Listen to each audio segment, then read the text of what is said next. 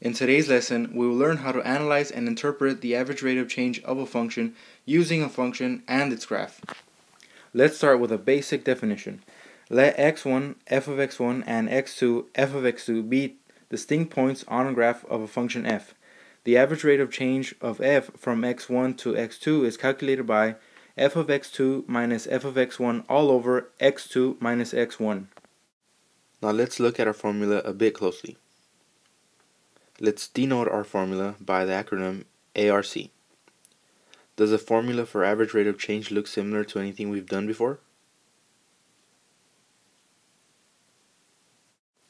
What about this equation? y2 minus y1 all over x2 minus x1. Recall that this was the formula we would use to calculate the slope of a line through points x1, y1, and x2, y2.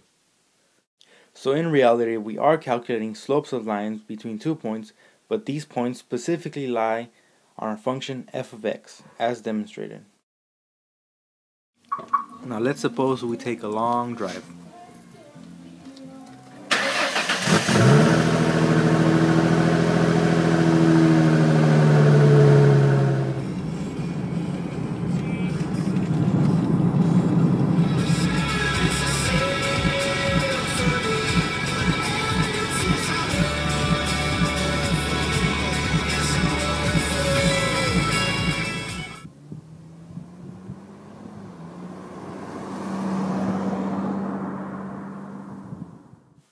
Now let's suppose that the graph of the function of the distance traveled per hour is as demonstrated.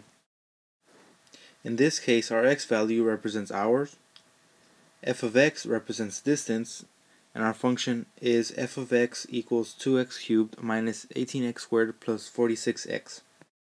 Now let's do some math. Here's our function f of x. Let's calculate the average rate of change between x equals 0 and x equals 1. First of all, let's calculate f of 0. F of 0 is plugging in 0 wherever x is. 2 times 0 cubed minus 18 0 squared plus 46 times 0 is 0 minus 0 plus 0, so f of 0 equals 0. Now let's write f of 0 equals 0 to the side. Let's calculate f of 1 now. That is 2 times 1 cubed minus 18 times 1 squared plus 46 times 1.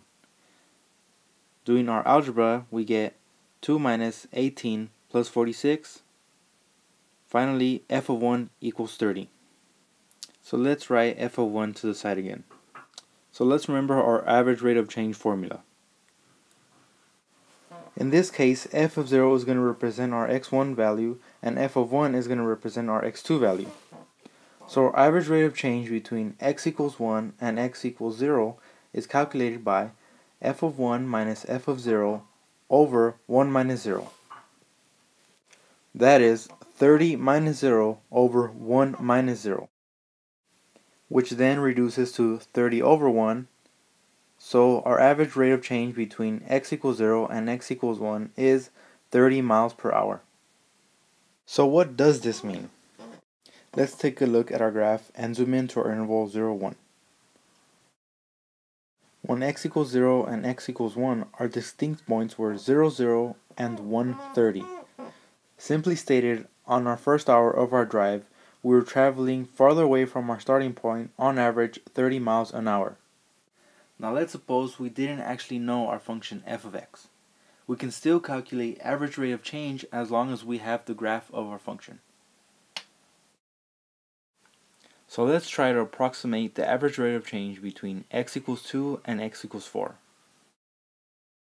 When x equals 2, f of x equals 36 based on our graph. When x equals 4, f of 4 is equal to 24 also based on our graph.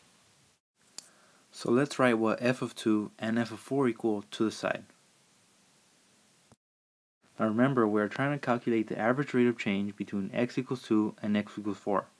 So our formula is f of 4 minus f of 2 over 4 minus 2, which equals 24 minus 36 over 4 minus 2, which then reduces to negative 12 over 2, and further reduces to negative 6. Therefore, our average rate of change between x equals 2 and x equals 4 is negative 6 miles per hour. So between our second and fourth hour of our drive, we were traveling at a distance of -6 miles per hour.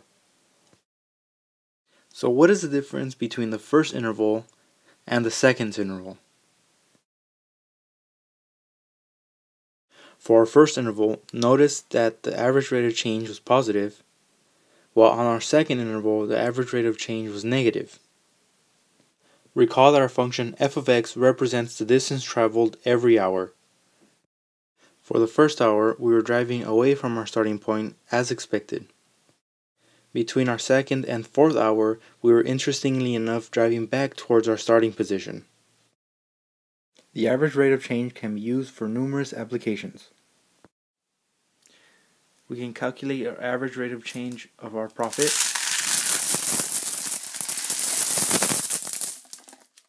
and even the average rate of change between intervals of the stock market.